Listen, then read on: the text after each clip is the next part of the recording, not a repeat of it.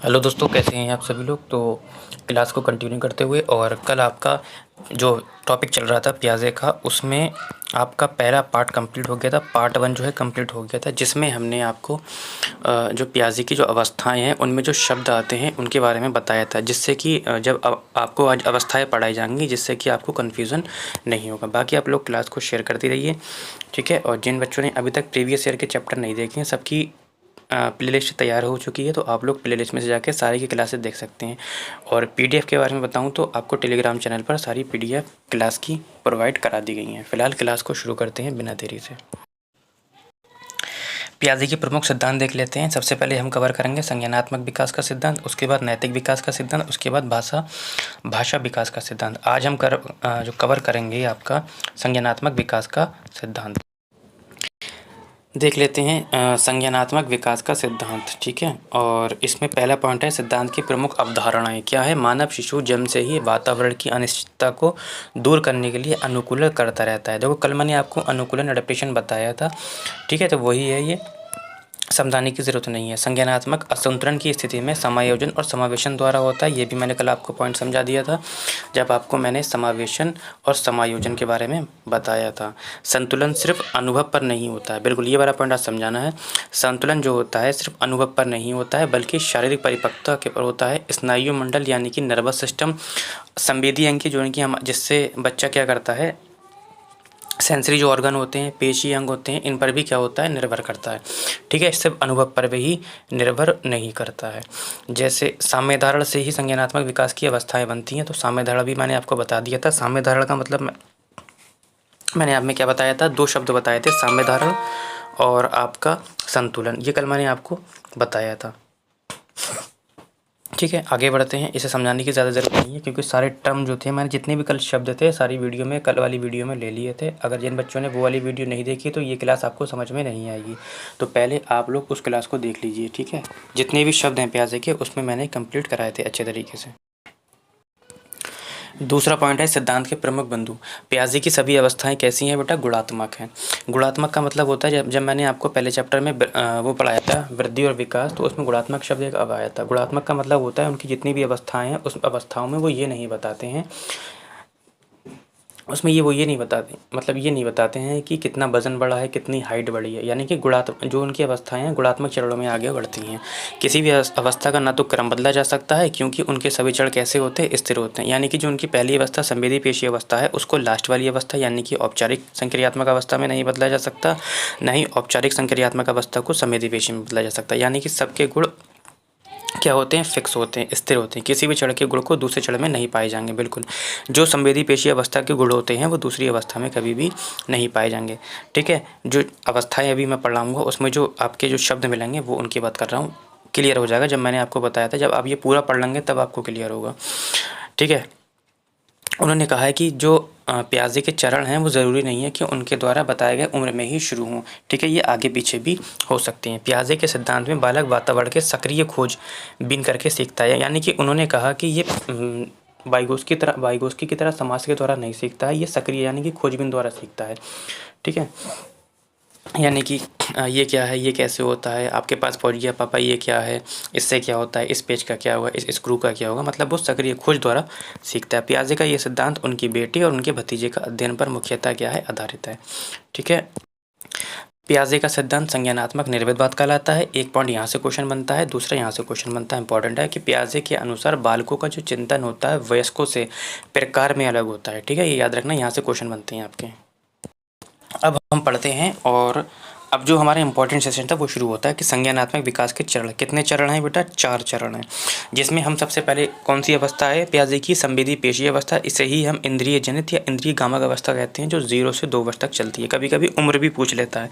अब देखो इनमें से निम्नलिखित विशेषताएँ होती हैं, और इन सारे टर्म को मैं पिछली वीडियो में ले चुका हूँ आप लोगों को, अब समझ में आ जाएंगे। देखो प्रतिवर्ती क्रिया मैं आपसे ले चुका था कि प्रतिवर्ती क्रिया क्या होती है, ये मैंने आपको कल बता दिया था। यानी कि बच्चे जिस काम को एक बार सीख लेते हैं उसी को बार बार दोहराते हैं, जैसे कि उंगली चूसना। मूल प्रवृत्त्यात्मक व्यवहार का मतलब क्या होता है, जैसे जो जन्मजात होता है, जैसे कि हंसना रोना, ये भी मैं आपको बता दिया था। अनुकरण, बच्चे अनुकरण द्वारा सीखते हैं। वस्तु स्थायित्व भी बताया था मैंने कि वस्तु के न होने पर भी वस्तु का अस्तित्व बना रहता है।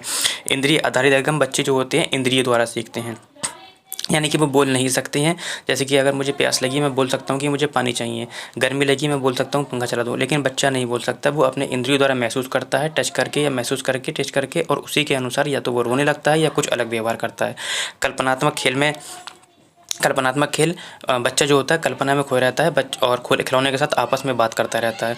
लक्ष्य उद्दिष्ट व्यवहार शुरुआत हो जाती है। इसमें लक्ष्य उद्दिष्ट व्यवहार की क्या हो जाती है, शुरुआत हो जाती है। यानी कि बच्चा केवल लक्ष्य देखता है, माध्यम नहीं देखता। यदि उसे खिलौना कोई चाहिए है तो वो वहाँ तक पहुँचेगा, बीच में क्या आ रहा है उससे उसे मतलब नहीं है, उसे केवल अपने खिलौने तक पहुँचना है। सॉरी, स्मृति आधारित अधिगम कल की वीडियो में सब बता चुका हूँ, फिर भी रिवीजन कर दे रहा हूँ। स्मृति आधारित अधिगम का मतलब होता है बच्चे की जो स्मृति होती है, जैसे कि कल उसको मम्मी ने खिलौना दिया और वो कल ही टूट गया। अब उसे याद रहेगा कि मम्मी ने मुझे कौन सा खिलौना दिया था, तो आज मम्मी से वो ज़िद करके वही खिलौना ले लेगा। तो इसे स्मृति आधारित अधिगम कहते हैं। अब इसमें इसलिए देर नहीं लगी समझाने में, क्योंकि ये सारे टर्म मैंने कल की वीडियो में समझा दिए थे। यदि आपने कल की वीडियो नहीं देखी है तो पहले आप वो देखेंगे, वरना ये क्लास समझ में नहीं आएगी आपको। दूसरी अवस्था है आपकी पूर्व संक्रियात्मक अवस्था, जिसकी उम्र होती है, इसकी उम्र होती है 2 से 7 वर्ष। ठीक है, इसकी उम्र क्या होती है, 2 से 7 वर्ष। और इसको 2 भागों में बांट दिया जाता है। एक होता है पूर्व संप्रेत्यात्मक अवस्था, जो 2 से 4 तक वर्ष तक चलती है। और इसमें कौन सा गुण आता है, इसमें जीवपात आता है और आत्मकेंद्रितता आती है। अब जीवपात के बारे में मैंने आपको बता दिया था। बच्चे हमेशा क्या रहते हैं, भ्रम में रहते हैं कि खिलौने उनके क्या हैं, जीवित हैं। यानी कि वो कहते हैं देखो पापा मेरा हाथी आ रहा है, दबा देगा आपको। ये मैंने कल टर्म आपको बता दिया था। आत्मकेंद्रितता भी मैंने कल बता दिया था। यानी कि बच्चा सिर्फ अपने बारे में सोचता है। ठीक, आगे बढ़ते हैं। दूसरी इनकी अवस्था थी कि अंतर्दर्शी विधि, जो 4 से 7 वर्ष तक चलती है। इस अवस्था में निम्नलिखित गुण पाए जाते हैं, जैसे संरक्षण का अभाव पाया जाता है। संरक्षण का अभाव बता दिया था। बच्चे शुरुआती आकृति से किसी भी प्रकार का परिवर्तन होने पर शुरुआती आकृति क्या होती है, भूल जाते हैं। ठीक है, जैसे कि मैंने बताया था कल, एग्जाम्पल देखिए। ये मैंने बताया कि बूंद है, और बूंद से मैंने क्या बना दिया, कमल बना दिया। अब मैं बच्चे से पूछूंगा कि बूंद का है, तो बच्चा बता नहीं पाएगा। तो जब बता नहीं पा रहा है तो उसे हम संरक्षण का अभाव कहते हैं। जो हमारा जो कहाँ पाई जाती है, ये हमारी पूर्व संक्रियात्मक अवस्था में पाई जाती है। और यदि अगर बता देता है तो ये हमारा किस में पाया जाएगा, तो हमारा मूर्त संक्रियात्मक अवस्था में पाया जाएगा। अपलटावीपन पाया जाता है। मैंने बताया था कि बच्चे किसी बिंदु से आगे चले जाने पर वापस लौट के नहीं आ पाते हैं। जैसे कि मैंने टी बनाया, मैंने बच्चे से पूछा ये क्या है, उसने कहा टी है। जैसे ही मैंने इसको ऐसे बना दिया वाह, अब मैंने पूछा टी कहाँ है, तो वो कहेगा सर ये तो वाह है। यानी कि वापस बिंदु तक लौटकर ना आ पाना अपलटावीपन कहलाता है, और लौटकर आ जाना पलटावीपन कहलाता है। और इसी अवस्था में क्या होता है, गिनती की शुरुआत हो जाती है, वर्णमाला की शुरुआत हो जाती है और क्रम की शुरुआत हो जाती है। केंद्रीकरण पाया जाता है। कल मैंने सारे आपको टर्म बता दिए थे, फिर भी एक बार रिवीजन कर दे रहा हूँ। केंद्रीकरण का मतलब होता है किसी भी घटना या वस्तु को सिर्फ एक ही तरीके से, संकुचित तरीके से सॉल्व करना या समझना। ठीक है, आगे बढ़ते हैं।